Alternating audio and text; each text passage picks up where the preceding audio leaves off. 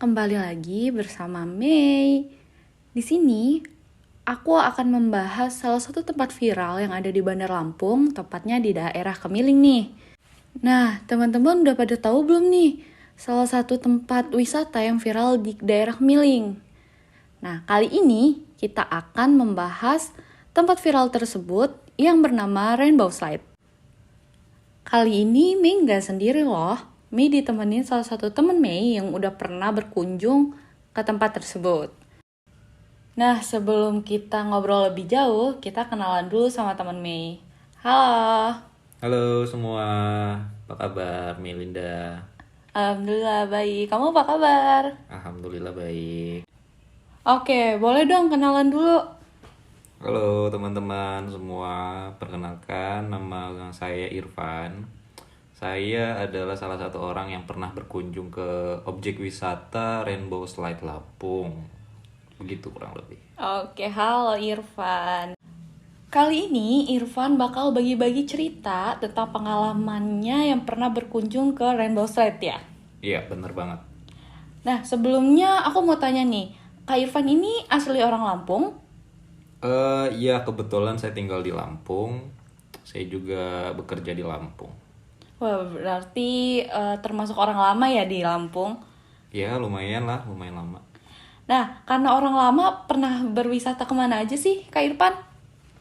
Kalau di Lampung sih sekarang cukup banyak ya objek-objek wisata yang ada di Lampung, kayak pantai ataupun gunung. Sekarang kan udah mulai rame lagi tuh. Gunung-gunung yang ada di Lampung kan sudah Bener-bener. mulai rame. Termasuk ya ini yang lagi baru banget sekarang itu Rainbow Slide ini.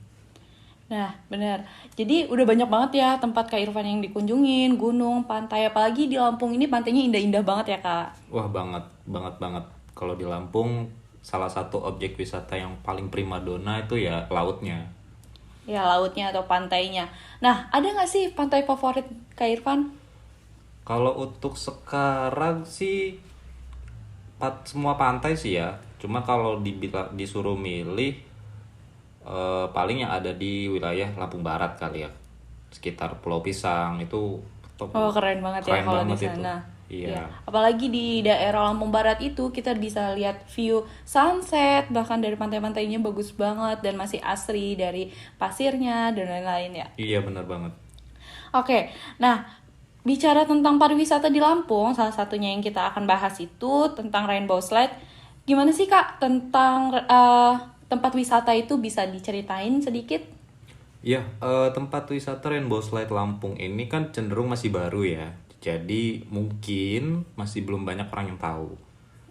Nah, dari segi lokasi tempat wisatanya itu tidak jauh sebenarnya karena masih dari sekitar Lampung ya, nggak jauh dari SMA 7, masih dekat juga dengan fasilitas-fasilitas yang ada di Kota Bandar Lampung gitu.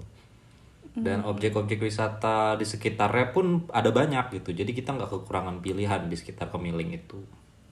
Nah, untuk terjangkau tidak Kak untuk akses jalannya dari pusat kota atau teman-teman nih banyak yang nggak tahu nih dari mana untuk datang ke sana gitu.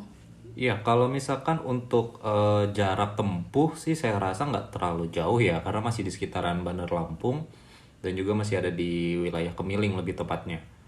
Oh gitu. Nah, jadi teman-teman bisa nih yang dari Bandar Lampung atau di luar Bandar Lampung, aksesnya nggak jauh ya dari pusat kota ya, berarti bisa terjangkau.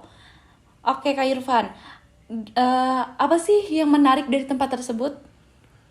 Kalau yang menarik karena ini masih baru ya. Kalau misalkan kayak di daerah lain seperti di Yogyakarta ataupun di Bandung, Rainbow Slide ini udah banyak ya. Kayak udah jadi tempat yang umum lah kalau di kota-kota besar seperti itu. Tapi ini kita kan bicara di Bandar Lampung itu sendiri. Iya benar. Nah, di Bandar Lampung itu setahu saya nih ya sejauh ini masih inilah yang pertama kali gitu yang ada di Bandar Lampung. Oh, jadi ini tempat wisata perosotan yang pertama kali ada di Lampung berarti ya? Iya benar, perosotan ya termasuk unik lah gitu yang ada di Bandar Lampung ini. Oke, untuk tarifnya berapa Kak? Nah mungkin ya karena saya nggak tahu ya kalau misalkan ke depannya gimana. Cuman kalau untuk sekarang untuk tarif sih masih relatif terjangkau. Karena untuk perhitungan orang sendiri kalau masuk itu sekitar 5.000 rupiah kalau kemarin saya ke sana. Untuk masuknya. Untuk masuknya per orang 5.000 rupiah. Untuk menikmati perosotannya apakah dikenakan biaya lagi atau bagaimana, Kak? Kebetulan kalau untuk menikmati wahananya untuk perosotan itu ada tarifnya lagi. Oh gitu, tambahan. Ada tambahannya. Nah, untuk tarifnya itu kalau tidak salah kemarin itu sekitar 10.000 rupiah Untuk sekali bermain kah atau... untuk sekali bermain. Oh, jadi untuk sekali bermain teman-teman mengeluarkan budget 10.000 ya? Ya masih relatif murah kan? Ya, apalagi tempat yang baru buka ya, Kak ya? Nah, Kak Irfan, gimana sensasinya meluncur dari atas ketinggian itu tuh?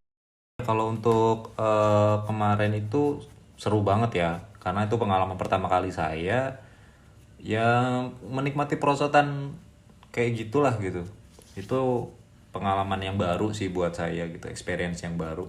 Karena kebetulan kalau yang di Bandung ataupun di kota-kota lain saya belum pernah gitu. Oh gitu, jadi ini pertama kalinya ya, Ini pertama Kak Irfan? kalinya saya coba. Untuk yang menaiki wahana tersebut, apakah dewasa saja atau ada ketentuan seperti anak-anak tuh boleh gitu? Saya rasa ada regulasinya. Kalau misalkan anak-anak dari tinggi badan sekian itu diperbolehkan. Ada juga yang belum boleh gitu. Atau kalau ini ada opsinya di pangku ya sama orang tuanya gitu. Oh gitu. Nah, berarti anak-anak boleh ya bisa menikmati perosotan ini. Jadi itu tidak terlalu tinggi ya, Kak ya? Bisa, anak-anak itu bisa ikut juga gitu loh. Kalau dibilang terlalu tinggi sih ya relatif lumayan lah. Lumayan untuk memacu adrenalin juga. Oke. Nah, apa di situ hanya ada perosotan saja atau ada fasilitas lainnya nih, Kak Irfan? Kalau untuk fasilitas sih karena ini relatif masih baru, jadi belum terlalu lengkap ya kalau untuk fasilitasnya. Tapi saya pikir udah 85% lah ya. Walaupun di situ sensasi utamanya wahananya adalah perosotan gitu. Tapi ada fasilitas lain yang mendukung kayak ada kafe, ada restonya, ada toilet, bahkan ada musolanya juga gitu. Oh, cukup lengkap ya untuk fasilitas. Cukup lengkap. Tapi memang belum 100%. Beroperasional. Iya, belum 100% bagus lah. Oke. Nah, apakah Rainbow Slide ini buka setiap hari atau di waktu tertentu? Saya rasa buka setiap hari ya. Buka setiap hari karena waktu itu saya ke sana itu bukan di weekend, tapi di weekday, di hari Rabu. Oh, di hari kerja ya? Iya, di hari kerja. Berarti teman-teman sekalian bisa menikmati di hari kerja juga, tidak hanya di hari weekend. Benar. Ya. Dan harga tiketnya pun sama ya, nggak ada perbedaan antara weekend ataupun weekday. Itu harga tiketnya flat. Oh, sama. Sama. Karena mungkin relatif baru mungkin ya, Kak ya. Jadi Mungkin. Jadi disamaratakan untuk terbilang everyday berarti ya, setiap hari. Iya.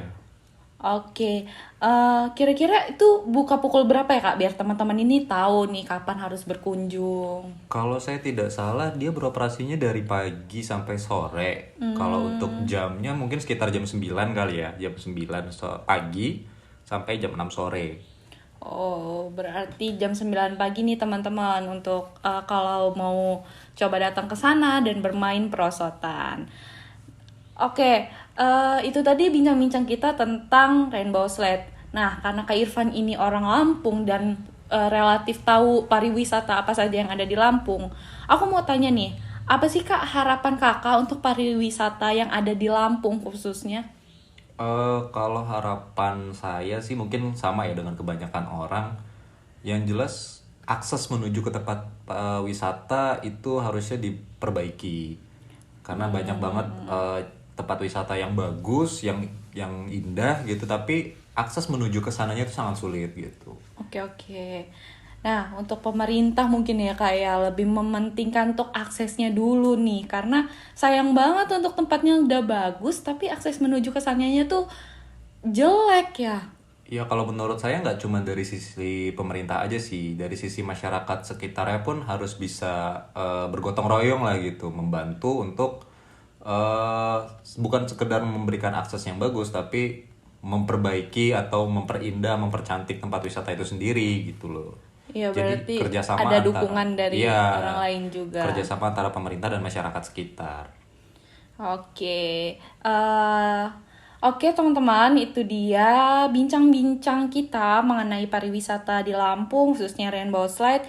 Dan harapannya yang tadi udah dibilang Kak Irfan bahwa tidak hanya pemerintah, tapi warga juga ikut membantu memperindah untuk mempromosikan tempat wisata tersebut. Oke, terima kasih banyak Kak Irfan atas waktunya. Terima kasih kembali udah diundang, makasih banget nih. Ya, sama-sama. Oke, itu dia hasil dari bincang-bincang kita hari ini. Mei pamit undur diri, sampai jumpa. Terima kasih.